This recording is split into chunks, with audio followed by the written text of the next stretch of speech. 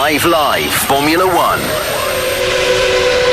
Good morning from Zandvoort. Formula One has come to town this weekend. The train on the way here was absolutely packed full of Max Verstappen's Orange Army, and the grandstands are filling up as well. That's despite, well, the miserable weather that's hit us once again this morning. Heavy rain early doors, and it is still drizzling. Dark grey clouds over the circuit that is nestled right in the Dutch dunes on the coast of the North Sea. We're only about half an hour away on the train from Amsterdam Central. It's the 15th race of the season, back from the summer break. 10 races to go till we get to the season finale in Abu Dhabi. But right now, ahead of us is the final practice session before qualifying later this afternoon. So far, we've got McLaren looking strong, along with Mercedes, Max Verstappen too. Lando Norris and George Russell topped yesterday's sessions, and it is both teams who have strong upgrades this weekend. We'll get into that over the course of the next hour. Alongside myself, Harry Benjamin, to dive into everything is the BBC's Formula One correspondent Andrew Benson.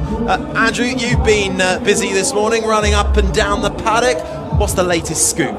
Well, Harry, the big thing this morning is that Flavio Briatore has done his first media briefing since he joined the Alpine team as executive advisor, which basically means man in charge. The power behind the throne. Yeah, the power behind the throne, exactly. And also Oliver Oates, the new team principal, was with him, playing somewhat second fiddle, it has to be said.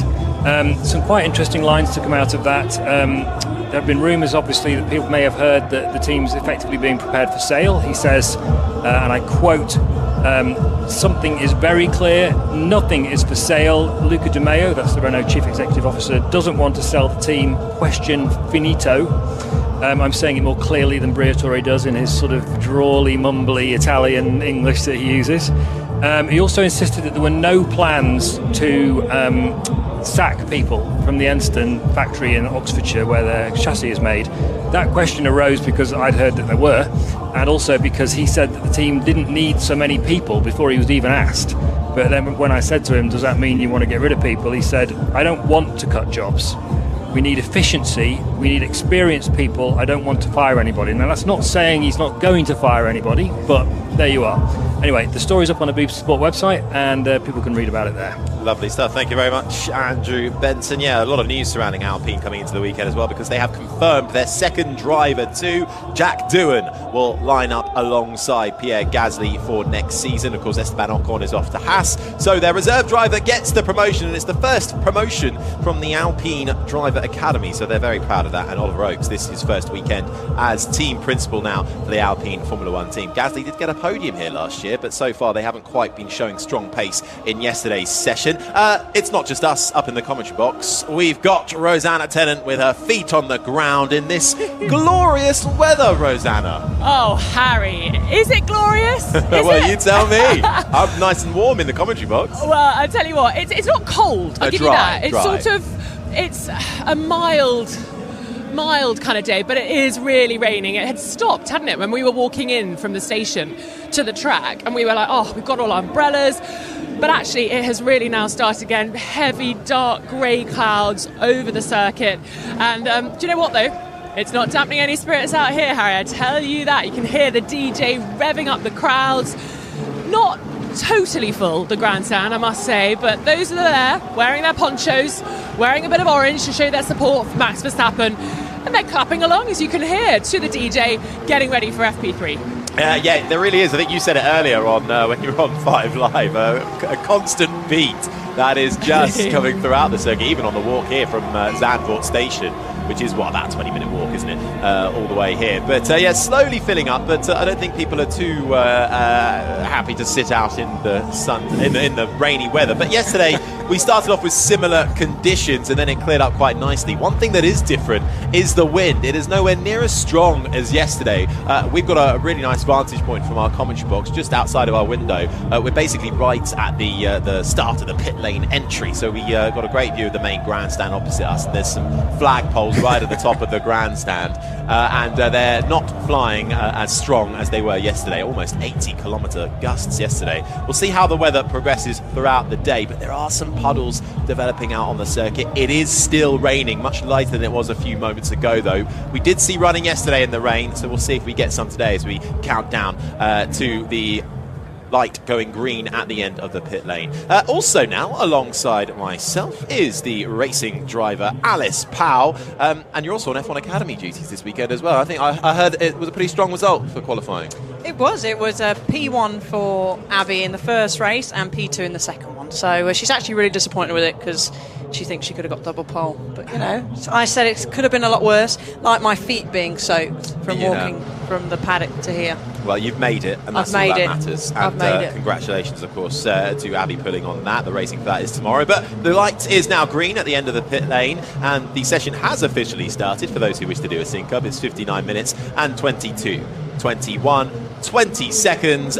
But we are actually watching a little bit of a helicam shot, and there is right up in the clouds, so the visibility doesn't look great, but it's much better when you're right by the circuit. But we saw this yesterday, Alice, didn't we? And we did see the drivers going out there because, okay, qualifying later on, there is still a threat of rain, but it's expected to be mainly dry. And of course, the race is dry as well. So how do the drivers approach a session like this, the final practice session? Well, firstly, I think we need to throw the radars in the bin because it did not predict any rain, certainly for F1 Academy this morning. And then we're like, well, hang on a second, it's raining.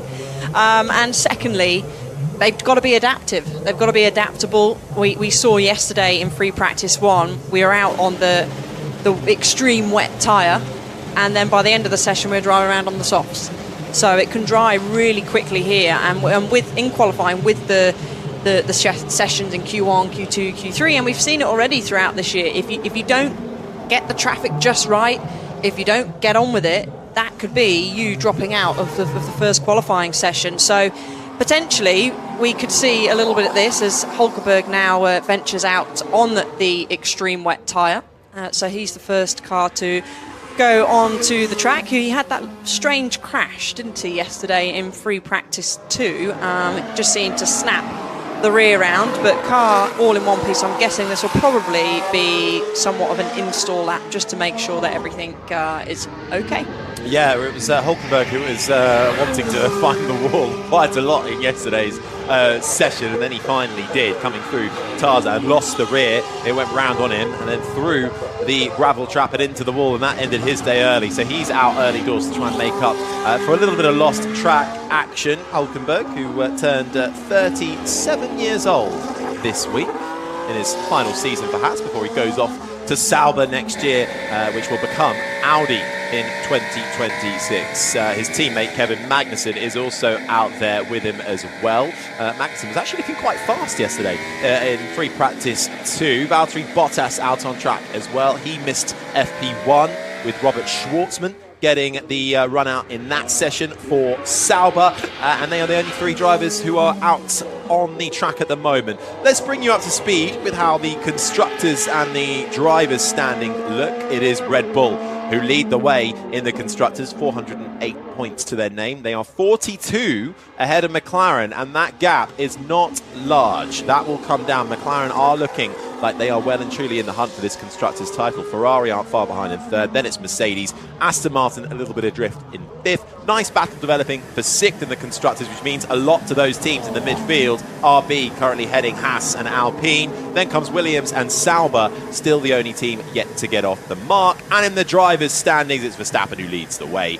277 points to his name. He's 78 ahead of Lando Norris. Leclerc, Piastri and Carlos Sainz round out the top 5. Hulkenberg has gone out, and already he's straight back in, Alice, saying, well, it's intermediates already. You're saying it dries up quick. Proof in the pudding there. Yeah, it certainly does. It's no way near as windy as it was yesterday, so that will slow the drying process slightly. It's certainly a lot less blustery. It feels, though, that it's still fairly humid, and actually looking at the track temperature and air temperature is actually fairly similar to what we saw yesterday in free practice 1 when it was wet. So I expect it to dry a little bit slower, but it doesn't appear to be as much standing water as there was yesterday. I was surprised, Alice, when I woke up this morning and looked at my phone, it said it was going to be 27 degrees today. Why do you think I'm in my shorts? I was a bit surprised by the shorts choice, I have to say, when you rocked up a few minutes late, but anyway, it's still going to be, that was in Amsterdam, by the way, 25 degrees. It's still saying it's going to rise to this afternoon. But it wasn't, as you say, it wasn't meant to be raining now, and it isn't meant to be raining for qualifying, but we'll have to see. Yesterday, It was quite some interesting things to emerge from practice. Max Verstappen, only 5th quickest, said he was a bit too slow on the short run and a bit too slow on the long run. Obviously, the Mercedes drivers and the McLaren drivers were 1, 2, 3, 4. Russell, Norris, Hamilton, and Piastri in that order. Sorry, Russell, Piastri, Hamilton, and Norris in that order. But although Russell was quickest on one lap, it was Norris's McLaren really that caught the eye. On the long run, he was so fast. Half a second on average quicker than anybody else.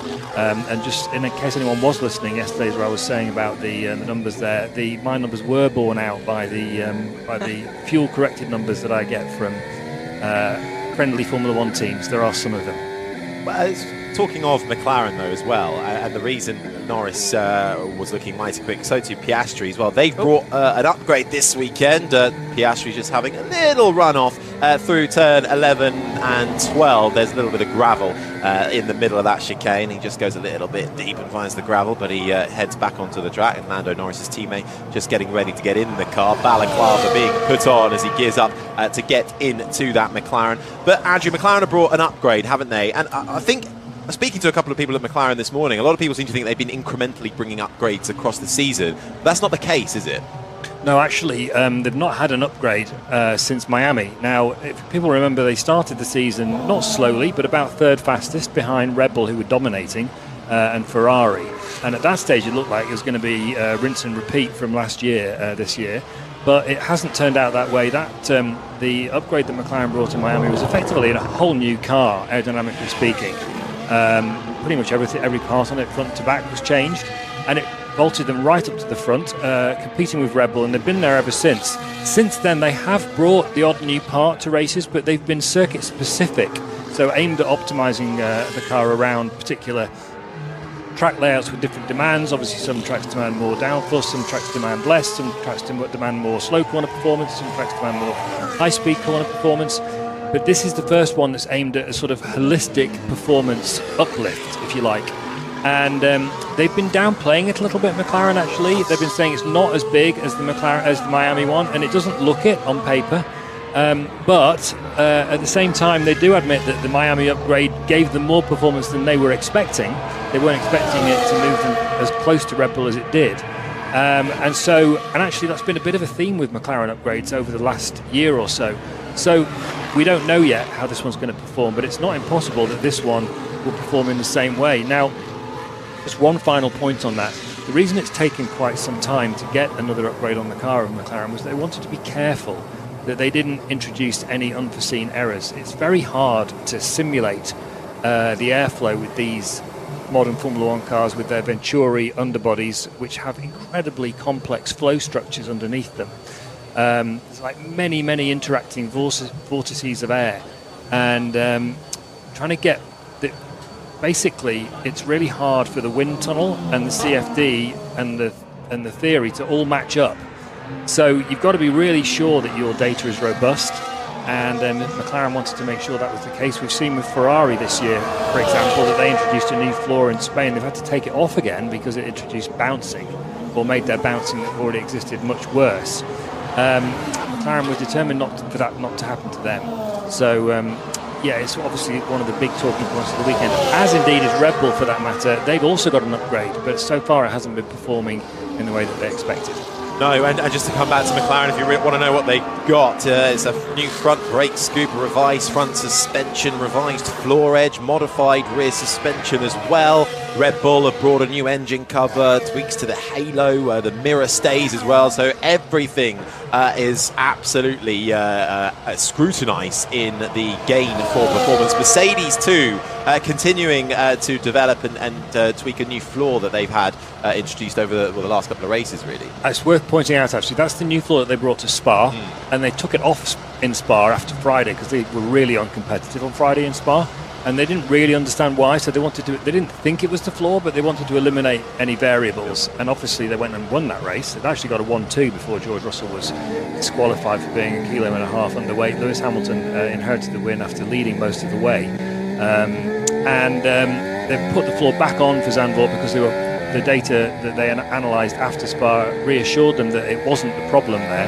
and they've committed to it for the rest of the weekend here, which is why when you look at the upgrade list, Harry, Mercedes don't have any, but effectively they do, because this is the first time that floor will be qualified and raced. Yeah, absolutely. Thank you very much, Andrew. It's 50 minutes and 4, 3, 2 seconds, and Nico Hulkenberg has brought out a yellow flag, and he's got damage to his front wing in the Haas. He's and made now it stuck back underneath the car. Yeah, the right side of it has folded in on itself almost. He's clearly had some damage to the wall. It's still hanging on by a mere thread, but it's certainly taken a knock. Hulkenberg is back on track and driving back to the pits. We haven't seen how it happened. It must have how he stopped for a little bit through turn 11 and 12. So that's where we saw Piastri a few moments ago find the gravel. I think what he's done is he's locked up going into 11, not been able to get off the brakes, hit the barrier, and then he's reversed back and then driven over his front wing. He's having a bit of a torrid time, Nico Hulkenberg, isn't he? He is.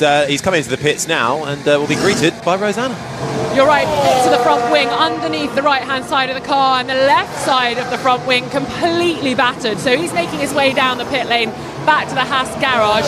It's still very wet down here, Harry, I have to say. Whilst it's not raining, as I look across the start-finish straight, so much spray is being kicked up into the air, right into the faces of the crowd who are in the grandstands, a huge Supermax sign being hung over the edge of it.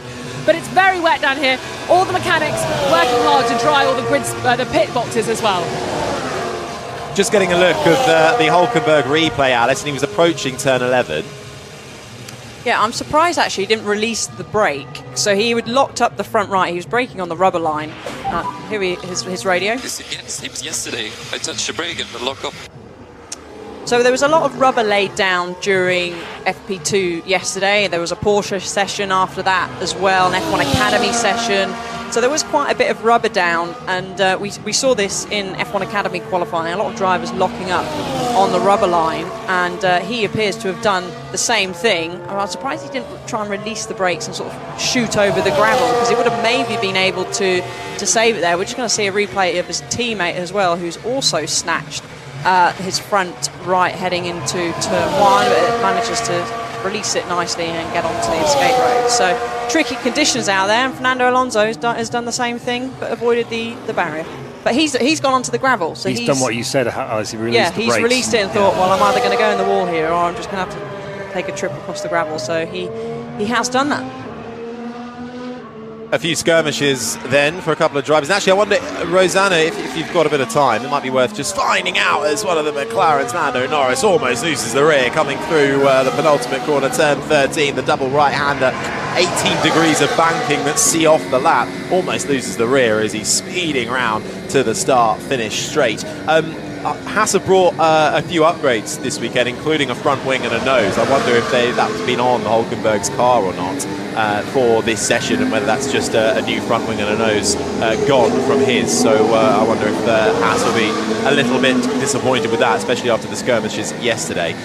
So if Rosanna's around, maybe a little bit of homework for you, RT.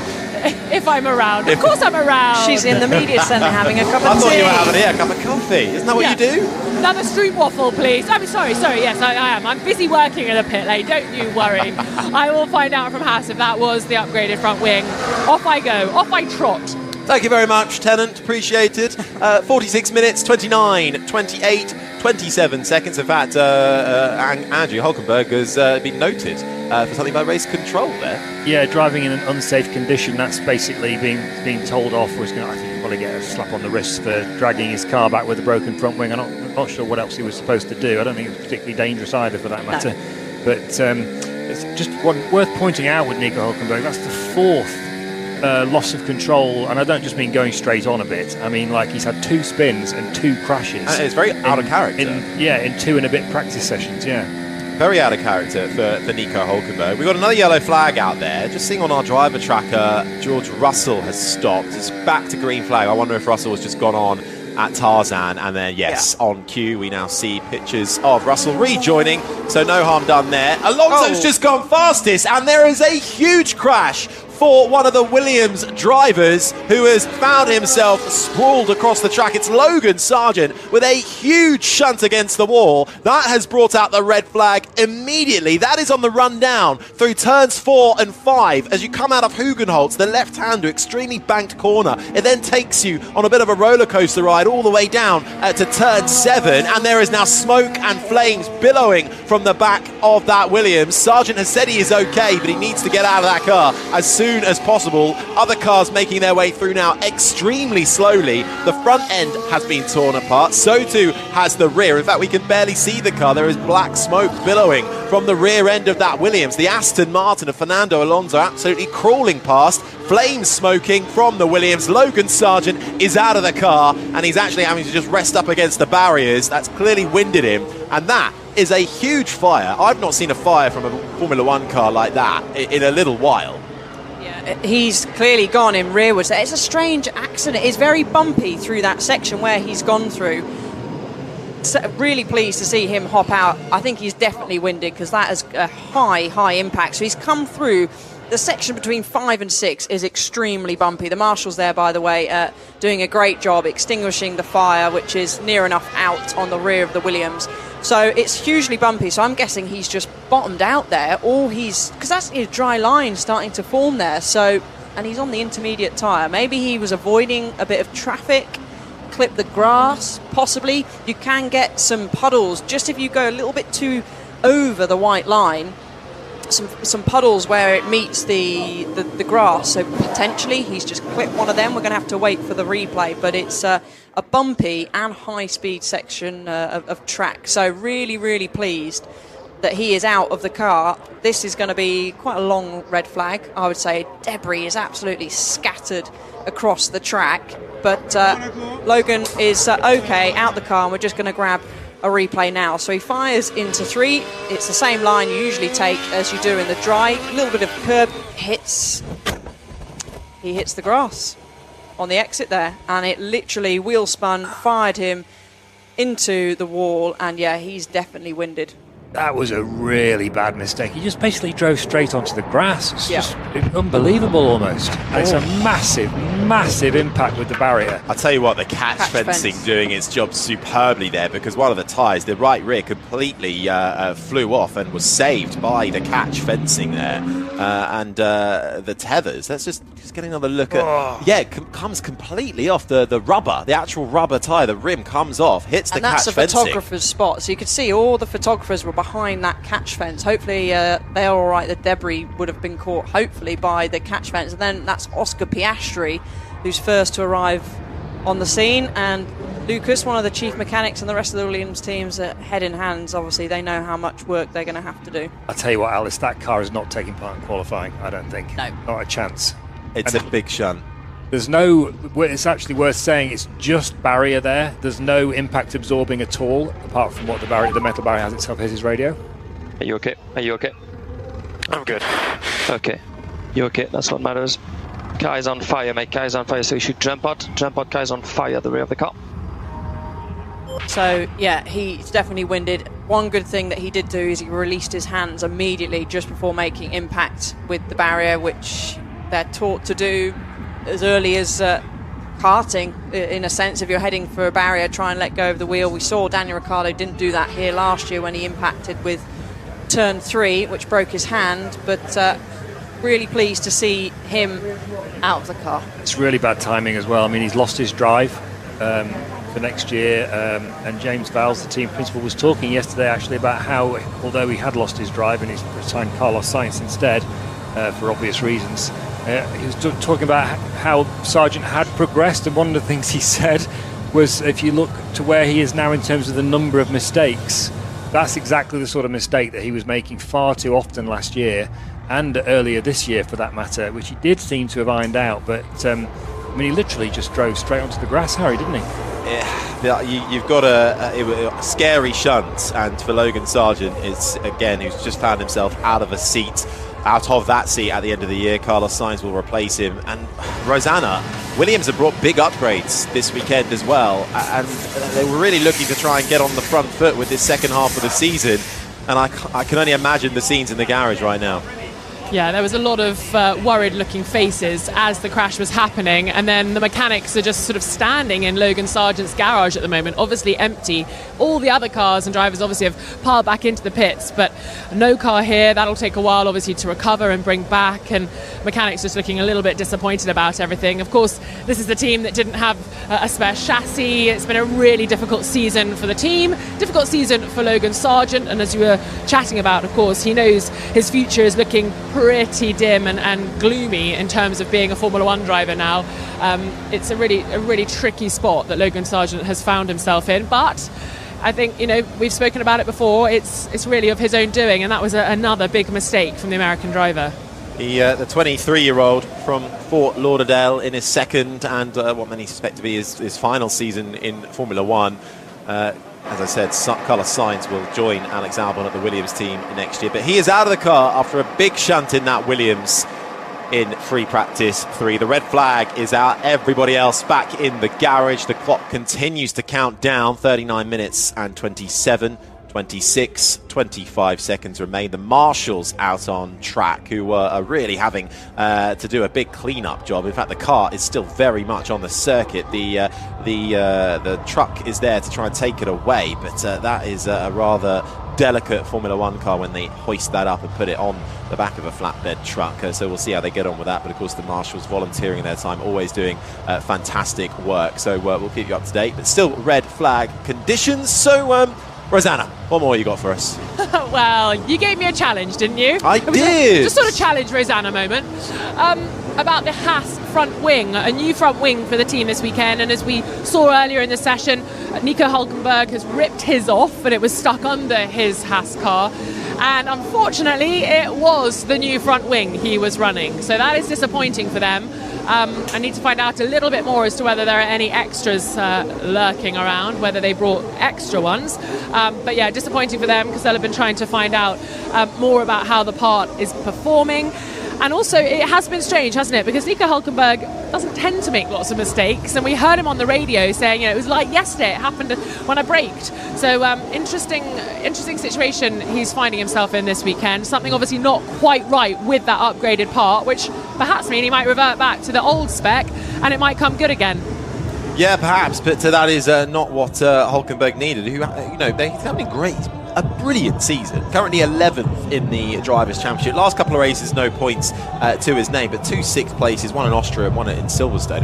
A great run of it, snapped up by the Audi project for 2026. So it is a bit out of character for Hülkenberg to be showcasing a few errors. So perhaps there's a little bit more going on underneath that Haas that we're not quite aware of. I'll tell you what's also interesting, Harry. We're getting a sequence of shots of Formula One drivers either climbing out of their cars or taking their helmets off, or both.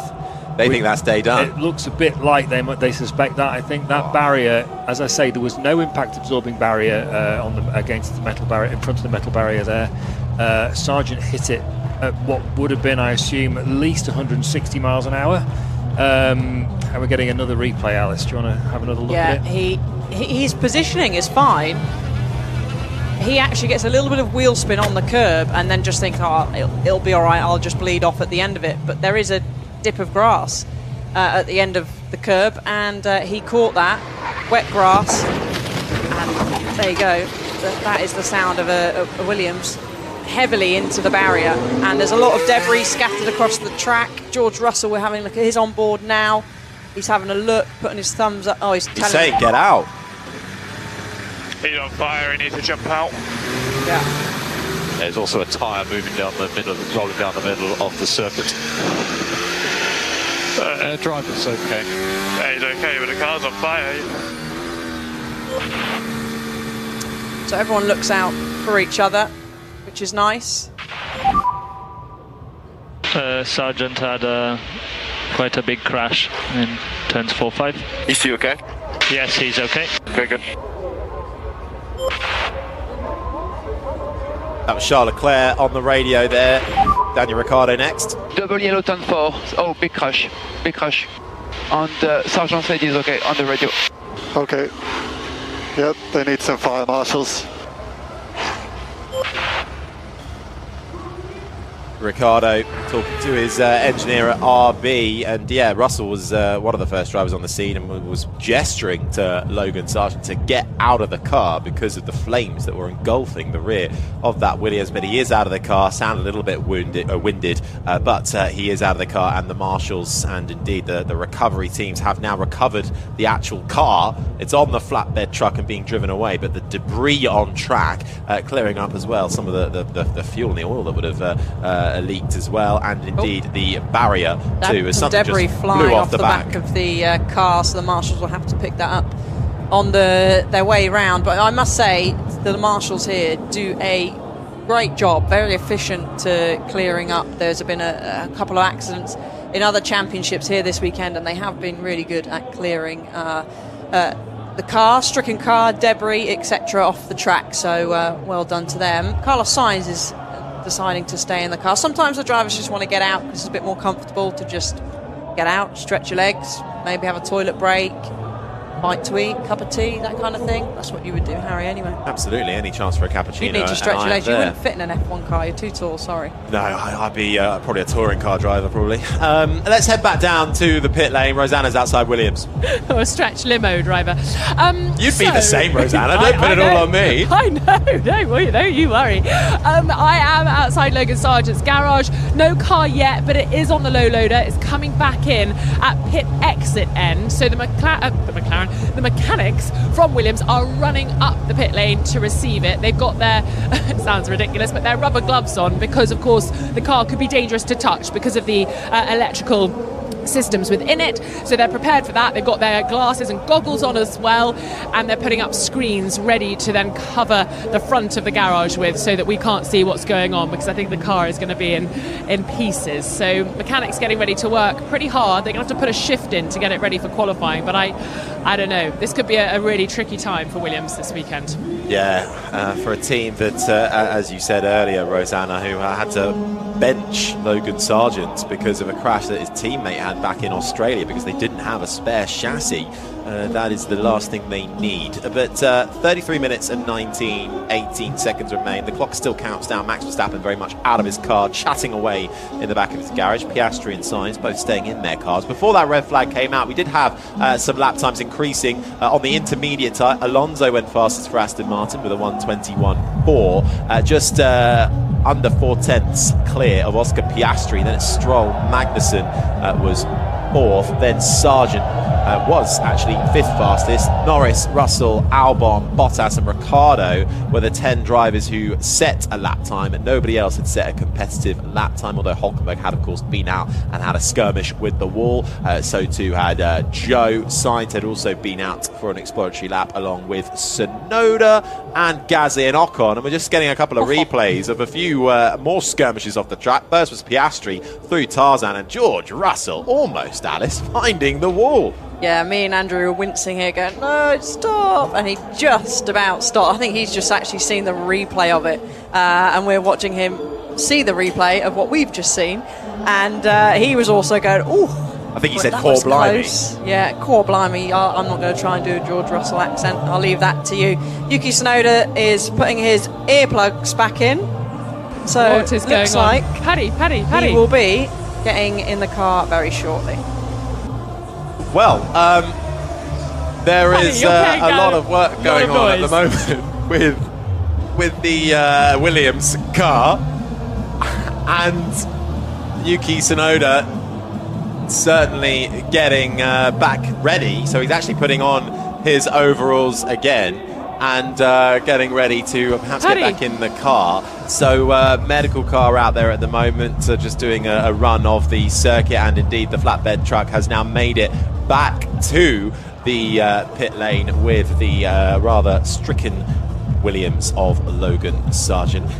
Alice, we touched on it yesterday with Sargeant. Obviously, he's found himself out of a seat now, but when Carlos Sainz is a better driver, Sargeant has not shown that he has the star potential to remain in Formula One, and he's been given chances. Of course, he has a lot of money to his name too.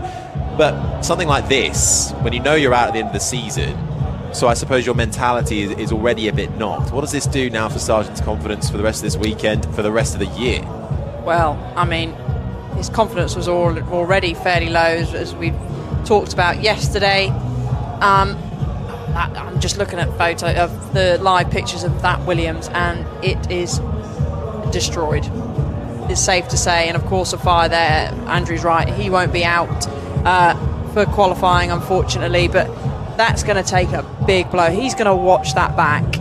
It's funny when you watch incidents back, when you're in it live and you go wide, you go, I don't know what happened, I got wheel spin or the car just kicked out. And then when you watch an incident back, you go, okay, yeah, that was 100% my fault. And I feel that's probably what he's going to do. He probably felt, I just got on the curb and I just lost the rear. Whereas actually he just touched the grass and off he went. So his confidence was already at low, because of course losing a seat is never good. And now it's going to be even lower. Yeah. It's not the first time he's had a crash like that, actually. I think he did a similar thing in Suzuka, didn't he, earlier this year? Put a wheel on the grass and off he went. Actually, James Vowles, the Williams team principal, he was talking about exactly this thing, Alice and Harry, yesterday. I'll quote him. He says, one of the strengths that's underrated, this is of Sargent, is he has huge mental resilience. He takes a punishment in the media, I'm not really sure it's our fault, in the world really, almost weekend on weekend, but when it comes to the following weekend, he's cleared his mind of that. But you're right, Alice, he's looked a broken man for quite a long time, hasn't he? His face is obviously pretty much set in a sort of downcast frame, and his body language is not very positive at the moment, and I think he's known that the writing's been on the wall for a long time. But I think he's obviously got a load of talent, but unfortunately he hasn't shown that he's got enough talent to be in Formula One. And I think when he looks himself in the mirror, he has to accept that. And he'd done a similar amount of laps to his teammate in this session. Okay, everyone's done no more than 7 laps. He was ahead of his teammate, which, maybe Alex got traffic, made a mistake, who knows, but still he was running okay. That's the point that I'm trying to make. But yeah, he's going to feel pretty annoyed, frustrated, angry, down. He's going to need, a bit like we chatted on with Perez, he's going to need the right people around him to, try and pick him up for the race tomorrow, which he will be allowed to participate in if he's okay and the car is repairable. We were just seeing pictures of the Armco barrier getting sliced into several pieces, and a new bit of Armco, several bits of Armco being brought out by the marshals. So this might be touch and go to whether they're fixed going in 27 minutes. Don't know. There's a lot of people down there, and as I said, they've been pretty efficient so far this weekend. But it's not stopping the crowd looking out of our commentary box window. They've all got their arms up in the air, swaying from side to side. I mean, maybe they're just waving at us. Who knows? But they're enjoying themselves. Someone else who often sways side to side is Rosanna Tennant down in the pits. I do. Do you know, I'm having to sway side to side at the moment because everyone's trying to get a look at Logan Sargent's Williams being hoisted now off the low loader. When it came into the pit lane, it actually came in from pit in. We were misinformed that it was coming from pit exit. So it drove down, and as you can imagine, everybody wanted a shot. So all the media crews are here, all the cameras, the photographers, everyone trying to get a shot. The mechanics jumped up onto the low loader with their rubber gloves on, making sure that they were safe to touch the car, and it was really smoking, completely mangled. The rear wing was sort of twisted and had been placed where the rear right tyre should have been, upside down. The whole engine cover completely destroyed, smoking there over onto the top of the roll hoop. Then the mechanic put one of the sort of leaf blowers into the air hoops, the sort of air intake roll hoop part of the car, to make sure it was cooling it down. It's quite dangerous stuff. The side pod completely punctured, and just carbon fibre shreds everywhere. So you're getting a really good understanding of how these cars are made, and that's exactly what the mechanics at Williams don't want us to know now. So the screens are up and are being wheeled along as the car is being moved back into the garage, because of course people could see some of the secrets of the Williams team. We've seen that before, haven't we, in Monaco, when Sergio Perez crashed and his car was hoisted up by a crane, and everyone could see the underside of the incredibly dominant Red Bull car at the time. So there's still a lot of secrecy, whether you're further down the grid or whether you're at the sharp end. No one really wants to give any secrets away. So the car is now back in Logan Sargent's garage, screens are up, and I don't know what will become of Logan Sargent's weekend. but I know it's going to be a busy one for the mechanics, because I'm not really sure where you start with putting that back together. Can you even start putting that back together, Alice? I mean, yeah, they will have to, if they've got the parts, because that's a lot of damage there. And one thing as well, what we've seen this year is that they're quite short on parts. So they've got a great team down there at Williams who will work flat out to try their very, very best to get that car repaired, but they haven't got very long. By the time it's off the low loader, by the time they've assessed, that it's safe to touch, they've assessed what parts, there's a lot of parts. But I expect to see him out tomorrow. Depends on the chassis, because that was a hefty hit. But I expect to see him out tomorrow, but I don't expect to see him out on track today. So I think it's an early finish today for Logan.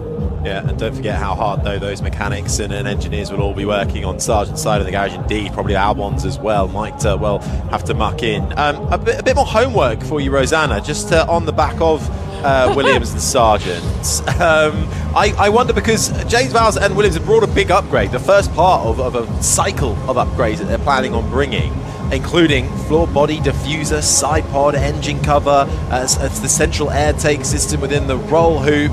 I wonder how much of that was on Logan Sargent's car. So that would be quite good to know if anyone's willing to speak to you. Mission accepted, sir. I am off to find the answer for you. Thank you very much, RT. We'll check back in with you shortly. Indeed, Logan Sargent's actually making his way down towards... he's already made it past the paddock, actually. He's making his way towards the media centre right now. He's walked past our commentary boxes, and he is smiling, helmet off, and he doesn't seem too downbeat. So that is good to see. Sargent, who has taken a pummeling not only on the track but off the track as well, but a wry smile there from the American. And rumours surrounding his future. He was actually asked in the press conference, would he consider being a reserve driver at Williams, which followed a lengthy pause and not really anything being said by Sargent. So the other rumour is IndyCar, of course, going back over the pond to race in the Premier Series of single-seater racing over there. So Sargent with a few options then on the table, but not so much within Formula 1. 23 minutes, 24 seconds remain of free practice 3. Still a lot of work going on the barriers as the clock continues to count down. Everyone's losing valuable lap time with this red flag. The barriers are being repaired. It looks like some of the sections actually have to be replaced. It's not getting the fans downbeat, though. They're in the grandstands dancing away. But I suppose this is now eating into valuable time, because I think it has stopped raining, so we know how quick the track dries out. The weather forecast is looking a little bit, I know you said throw the radar in the bin, but it was earlier looking like there might be a bit of rain around about Q3 time. But because of yesterday, it's actually been a bit of a truncated weekend so far with running. Yeah, it has, and we do get the session green, which drivers are getting back in their cars, so they've got more information than we do. So it's looking like the session will resume. It's going to be a very busy final few minutes of the session, because everyone's going to want to get out there, get as much running as they possibly can, run through their program basically that they were going to do. Obviously, put the ones that were priority first now, and it's going to be busy, and there's going to be some few yellow flags from people making mistakes with the drying track, which is what we saw yesterday. A few people running wide, just trying to look. There is a dry line starting, very small dry line starting to form on the main straight, looking out the commentary box window. Lewis Hamilton's got his phone out. He's doing a little bit of photography. He's not had a time set yet. I think he's taking a photo for a young fan, and now he's having a photo with a young fan. So Hamilton's not thinking about getting in the car anytime soon. No, certainly not. But nothing that's popped up from race control yet. So as soon as we hear things, we'll update you. Actually, Andrew, yesterday Alice and I think you were busy doing long run corners, so we were having a little bit of a debate about kind of a golden era of drivers that's coming into the sport, or are we about to enter a nice period of really exciting talent from the old experienced hands of Alonso and Hamilton still on the grid to now young but still experienced? You've got your Norris, you've got your Russell, your Verstappen, your Albon, and now it seems that we're getting an influx of really exciting rookies. Oliver Bearman confirmed. It looks like Kimi Antonelli will make the step up to Mercedes, still yet to be confirmed. Of course, we could well see Liam Lawson on the grid too, not technically a rookie, but very inexperienced. Do you think we're about to enter a bit of a golden period? I think we've been in a golden period for about 5 years, Harry, actually. Really? Yeah, absolutely. I mean, look at the lineup of drivers at the front of the grid. Hamilton, Alonso, Verstappen, Leclerc, Russell, Norris, and now Piastri. There aren't many eras of Formula One where there's stronger sort of top 6 or 7 drivers than that. Alonso and Hamilton and Verstappen are true all-time greats. Russell is out qualifying Hamilton, comprehensively this year. Charles Leclerc is considered to be potentially the fastest driver of anybody over an entire lap. So, when you look at it in that way, it's already incredibly strong at the top of the grid. As for the new generation coming on, that means they've got a lot to live up to. Andrea Kimi Antonelli, who everyone expects to be in the Mercedes next year. Now Hamilton's moved to Ferrari, and they've abandoned hopes of getting Verstappen, at least for next year. He's rated as a very, very strong potential talent.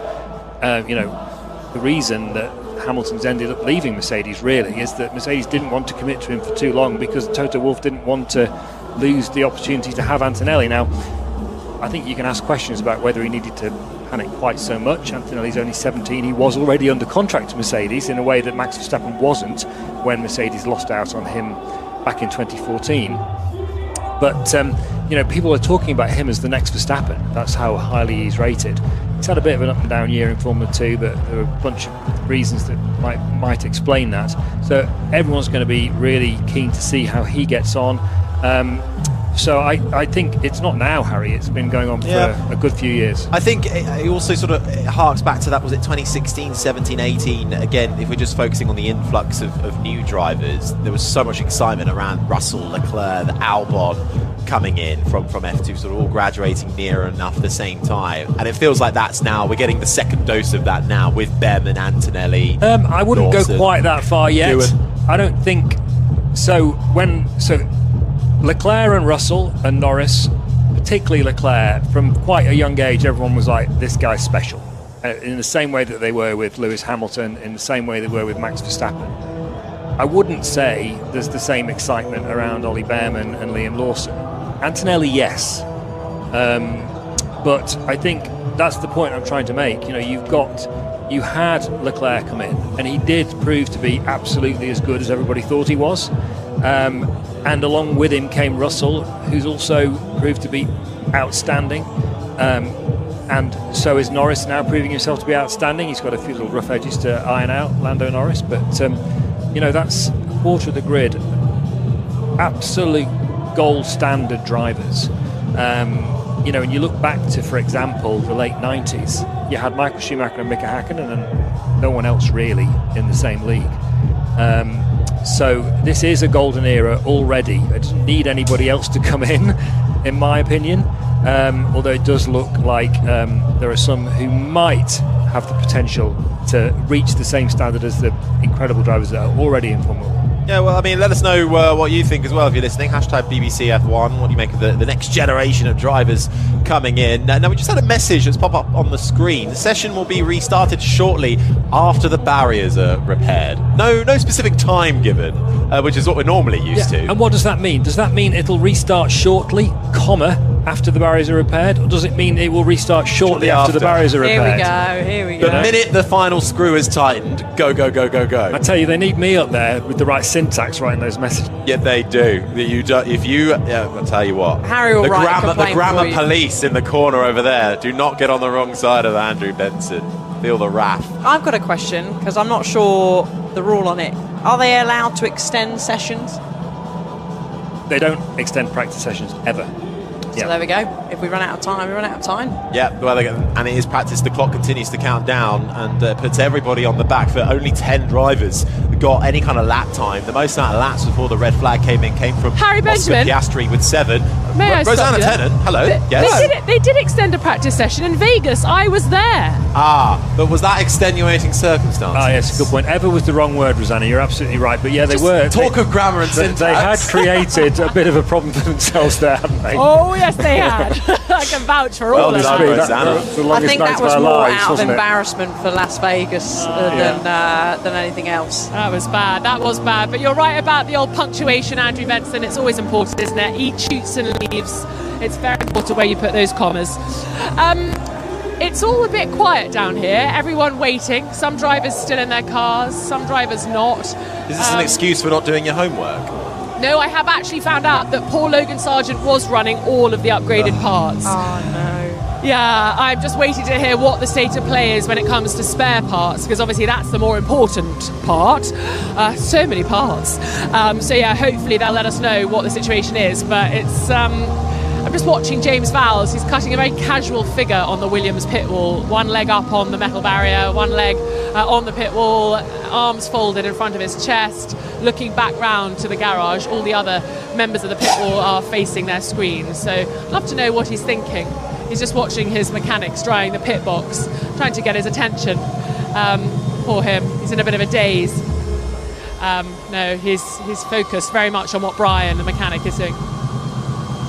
I just gave James a thumbs up, a middle or a down, and he's now laughing at me. So I don't know. I'm not sure what the emoji would be right now, but yeah, difficult times for him. Do we think Logan Sargent's going to see out the season, or is it a kind of, look, mate, we're going to have to part ways early doors? Because they can't put Carlos Sainz in any sooner, but is there a way of, somebody else getting a little bit of F1 experience, like Kimi Antonelli or someone, to just have a little play around before a season proper, if they were indeed to get an F1 seat in 2025? So, Rosanna, the idea of Antonelli running in the Williams was raised earlier in the year, but I'm told that it's definitely not going to happen. Mercedes think that it will be unwise to throw him in at the deep end against Albon in a car he's not familiar with. It could damage his confidence. They're working really hard to prepare him for Formula One with the sort of historic cars program. They're not very historic, they're only a couple of years old. So he's basically been driving a 2022 car as much as possible. He's not driving the 1950s. No, exactly. When you said historic, I was thinking, hang on, what's he going to be going up Goodwood in an old car or something? Yeah, he's doing a very extensive program in those cars. So Mercedes feel that's the way that they can prepare him best, rather than throwing him in for half a season and with all the pressure of the spotlight on him when it's already going to have enough pressure at the start of next year, taking on George Russell, frankly.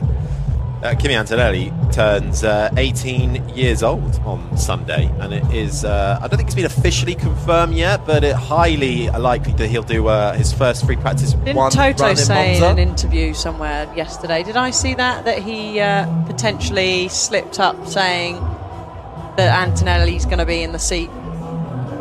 Did you see that anywhere? He hasn't confirmed it, but he sort of said, our focus is on George and Kimi, or something like that.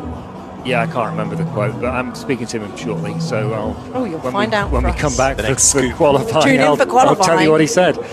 Yeah, well, he is, of course, an Italian driver, so if he does run an FP1 next weekend in Monza, of course, this is a back-to-back race. We fly from the Netherlands straight on to the Temple of Speed in Monza. It could well be quite a handy place to announce your Italian driver for the future with Andrea Kimi Antonelli. We're going to have to ask him, does he want the Andrea or does he just want the Kimi? We're going to need to fine-tune that when he gets to Formula One. Maybe he wants both. We'll see. But we could well have another Kimi in Formula One. Okay, well, the barrier repairs are still ongoing. There's quite a lot of marshals surrounding the barriers on the exit of turn 4, as you then slightly head downhill, down the little roller coaster, almost bobsleigh run towards turn 7. A lot of work going down. They're getting close though, Harry. It's all in place. Looks like a few screws to go in potentially, but not much more. Well, when will the session That's restart? why they messed up with the grammar. Shortly after the barriers are repaired, as we know.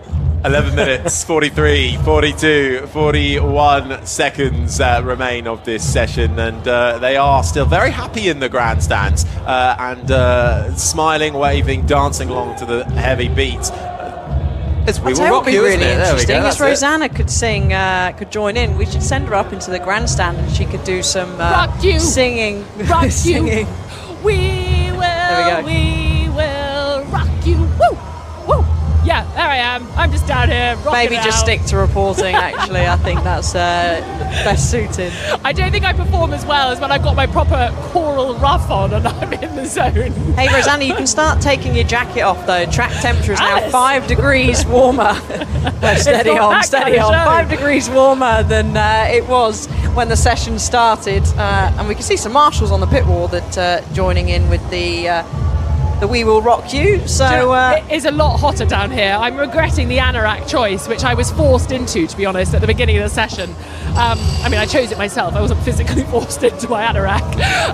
And it is a lot brighter now, a lot sunnier. Some blue sky starting to appear as well as the clouds move away. So, yeah, it's looking pretty charming, I have to say. Qualifying could be nice and dry, but it's still very slippery in the pit lane. I'm sort of skating along, but steady on, don't slip over. I know. Health and safety. Health and safety first.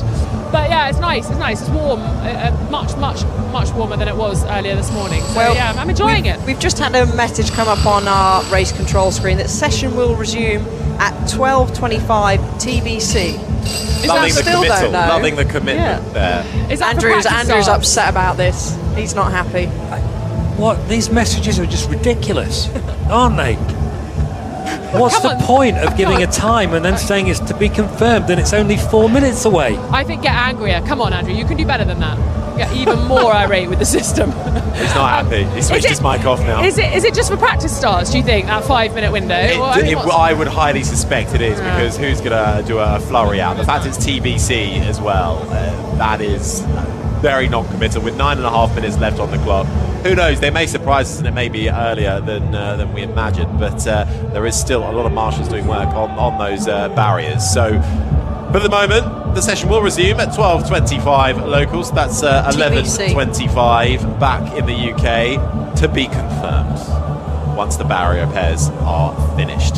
I'll tell you what, though, while we got a bit of time, speaking of Williams, obviously that's the reason for our red flag. Somebody's just had a fall off their surfboard as well in the coast of the North Sea, riding the wave well there. But I'll tell you what, we're talking about Williams. Logan Sargent causing the red flag with his huge shunt. He is okay.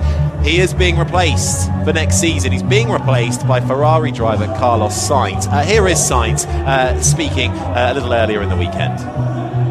Well, I can tell you that I obviously analyze every possible option in the market, especially the most competitive ones.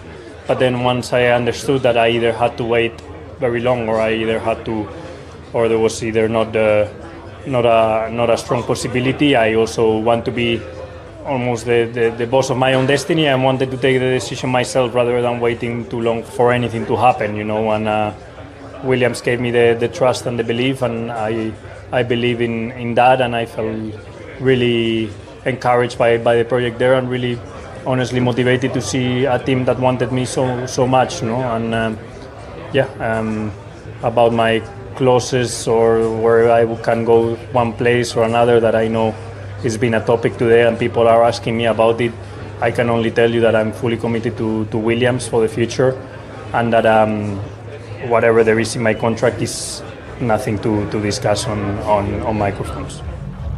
That was Carlos Sainz speaking about signing with Williams on a multi-year deal from 2025 onwards. And I tell you what, Alice, that is a brilliant signing on the side of Williams. They have got, when you look, we're just seeing more replays of Sargent crashing.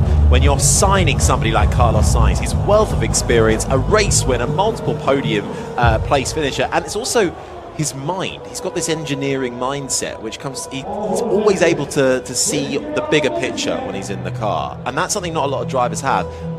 How much of a bonus is that for Williams? A massive one. That's a lineup that I'm really, really looking forward to see next year. Out of course, the Hamilton going to Ferrari alongside Leclerc.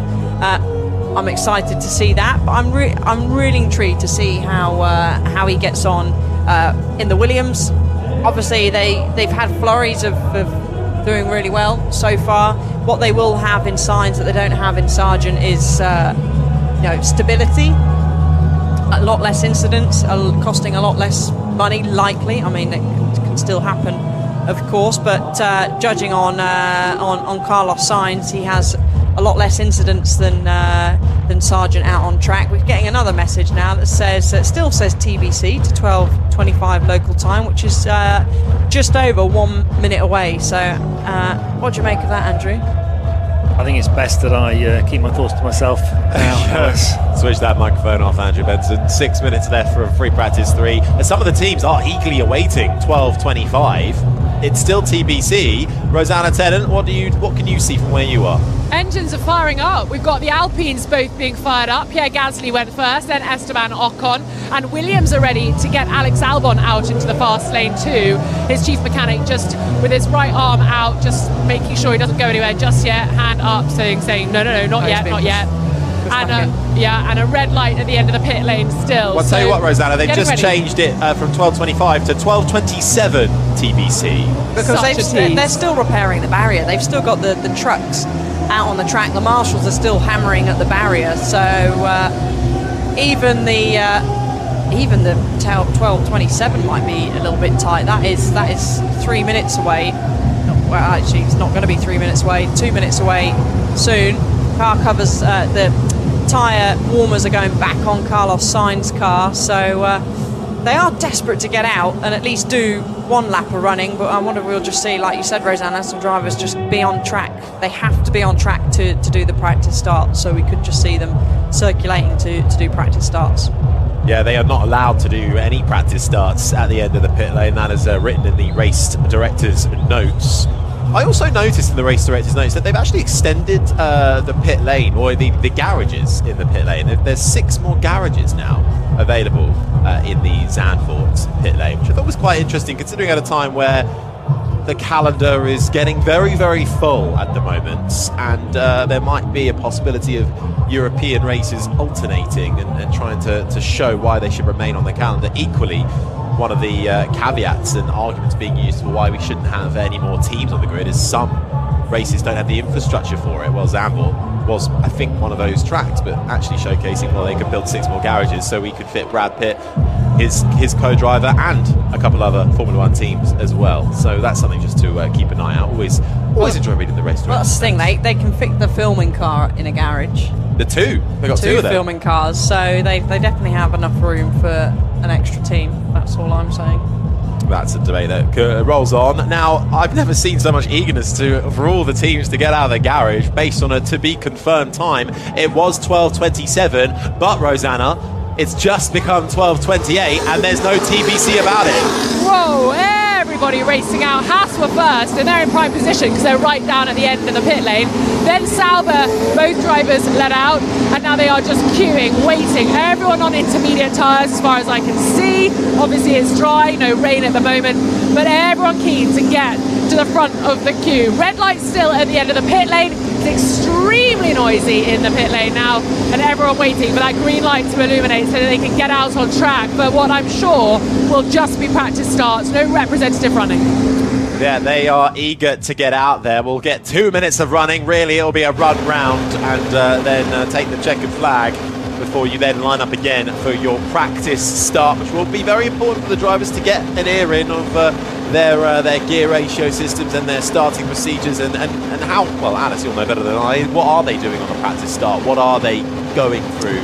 So, yeah, clutch, bite point, they've got 2 clutches available. There's all different kinds of systems that they will have on the car to help their start.